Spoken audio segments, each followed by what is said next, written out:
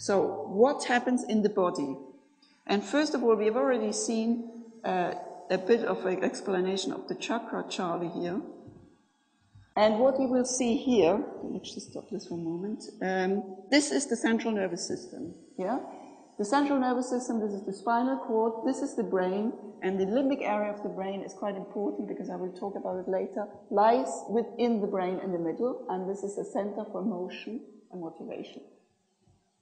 So this is the central nervous system. What you will see next is actually the autonomic nervous system, which is also depicted here. So this is the left and right sympathetic nervous system, and the middle channel corresponds to the parasympathetic nervous system. And the spiritual energy we have inside when we meditate actually passes through all these nerve plexuses. So this is the solar plexus, this is the cervical plexus, and it enters the limbic area of the brain. And when it enters the limbic area of the brain, we become thoughtless. All these different chakras, they correspond to the nerve plexuses and to the endocrine system. So, the sympathetic nervous system and the parasympathetic nervous system are very important, and they need to be in balance. So in daily life, you're either in this what is called the fight or flight mode, you activate the right or the left sympathetic nervous system. One is important for action, one is important for inhibition. And in the night, when you sleep, you activate the parasympathetic nervous system. So this system relaxes and restores all the bodily functions, while the other one is important for daily activities. Now they have to be in balance. So if you think you can survive with 4 hours of sleep a day, then you're sadly mistaken. You pay later with your health for this habit, because it is important that your body gets restored. So the sympathetic nervous system is activated in daily activities, and the more stressed you are, the more it is activated.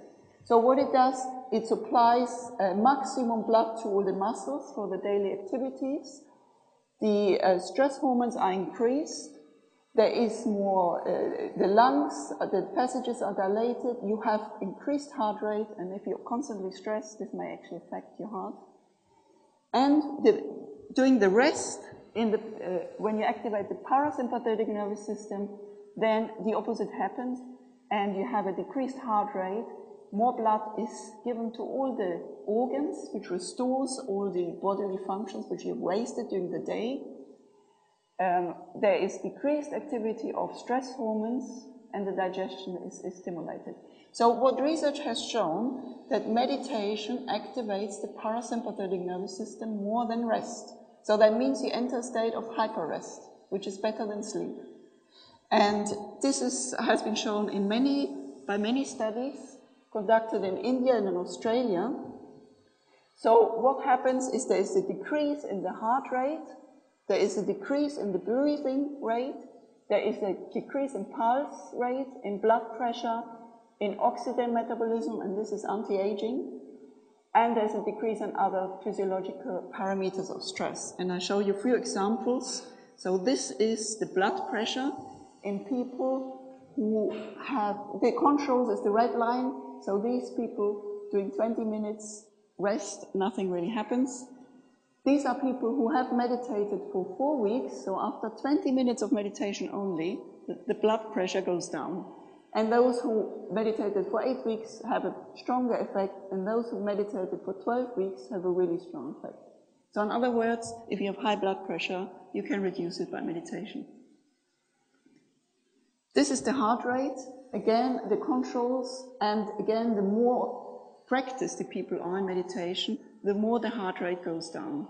This is, of course, very good. It protects your heart if you constantly have a reduction in heart rate on a daily basis. That's very good for you, and of course all the other measures as well. This is a study by Dr. Chung from Philadelphia University, and she took people who had hypertension, and she gave them 1 week of intensive meditation.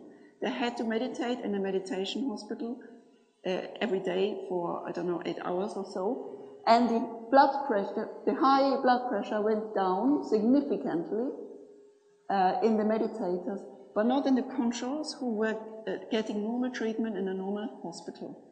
So meditation is far better, and only after 1 week you can reduce your hypertension, which is quite impressive.